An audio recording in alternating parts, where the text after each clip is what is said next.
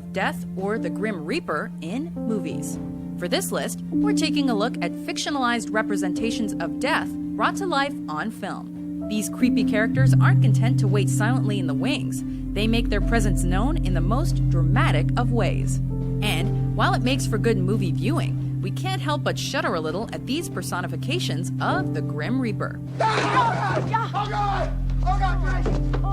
Go watch the show! He's here for me, come on! All right, come on, give it to me! You think I'm afraid of you? The day I've had? I know what you came for, come and get it, you pussy.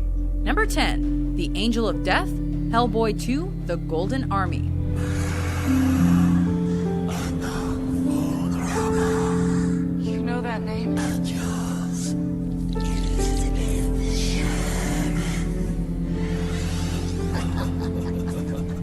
In this visually stunning sequel, Hellboy is on the brink of death when he's brought before a lifesaver. That lifesaver, ironically enough, is the Angel of Death, who just so happens to be hanging around waiting for the opportunity to speak cryptically about forthcoming tragedies. It is his destiny to bring about destruction of the earth. While this angel does have wings, it's also breathtakingly disturbing, with its eyeless face, heart of sand, My heart is filled with dust, sand. and ability to disappear when its job is done. What about me, friend? Number 9, Death, Cemetery Man. Stop killing the dead. They're mine. Obviously, if you're gonna run into death anywhere, a cemetery would be a likely place.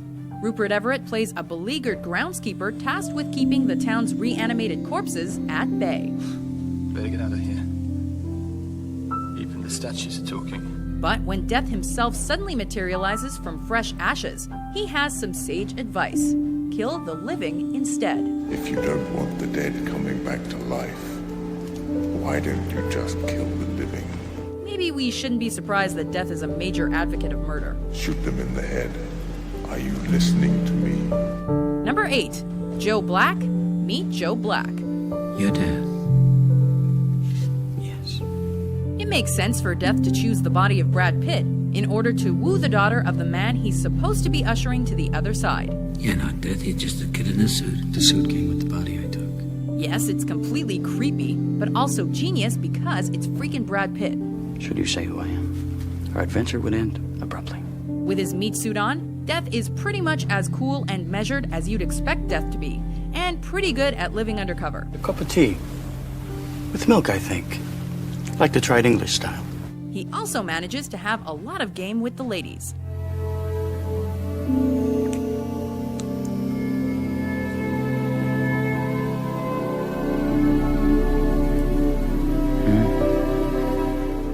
Number 7, The Grim Reaper, Monty Python's The Meaning of Life.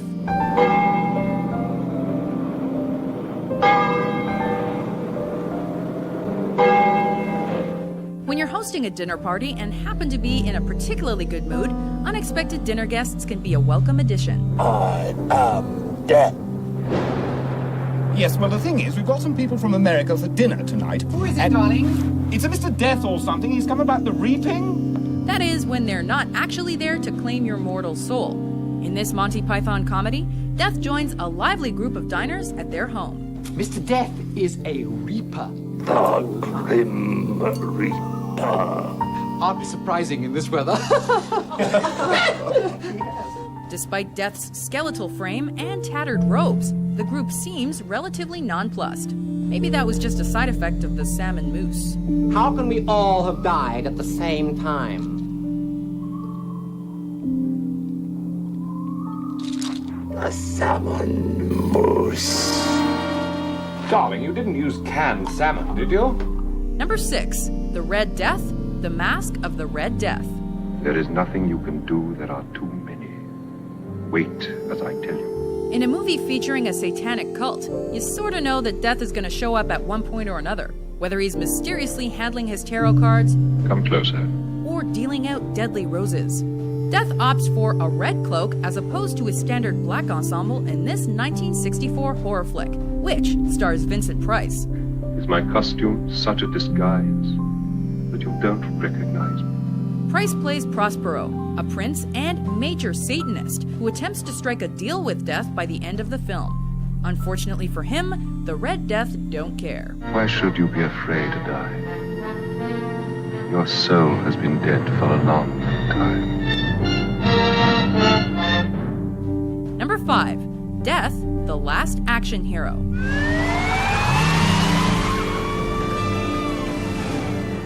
For a movie with so many twists and turns and contemporary film crossovers, you'd think The Seventh Seal would somehow be too old school.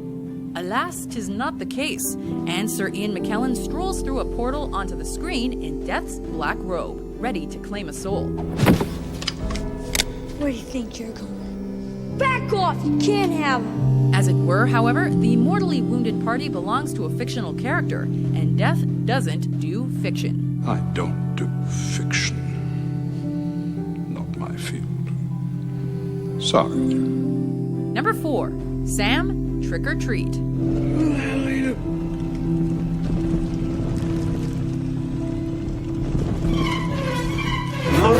Kids can occasionally be creepy enough without an association with death attached to them. In this Halloween-themed horror flick, there happens to be a particularly severe pint-sized trick-or-treater who's not in it for the fun.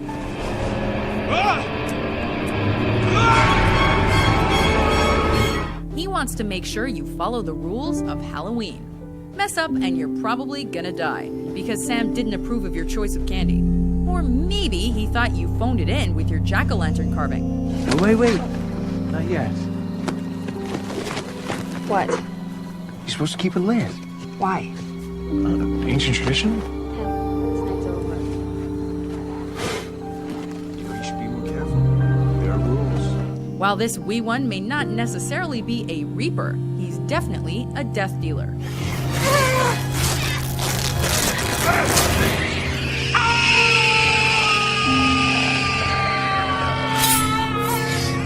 Number 3. Grim Reaper, The Frighteners. Who are you? A ghost that can kill ghosts is pretty much doubly horrifying. The ghost of a serial killer posing as the Grim Reaper? Well, consider yourself screwed. I thought guys like you frighten hell. Look out, Frank. I've been carrying on the good work. Michael J. Fox stars as a con man with supernatural partners in crime, who stumbles upon a pattern of real-life murders. I've seen him reach into people's chests and squeeze their hearts. He eventually encounters the ghost imposter, who's doing a remarkably effective cosplay as the Reaper, complete with leaving dead bodies in its wake. When you meet up with this Reaper, your number is most definitely up.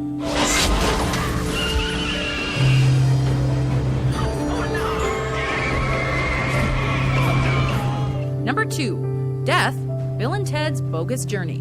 Whoa. Who are you? Ted.